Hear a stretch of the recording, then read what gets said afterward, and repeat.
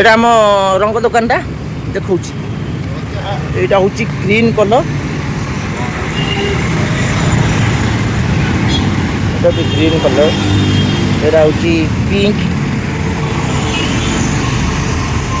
এটা হচ্ছে পিঙ্কটা,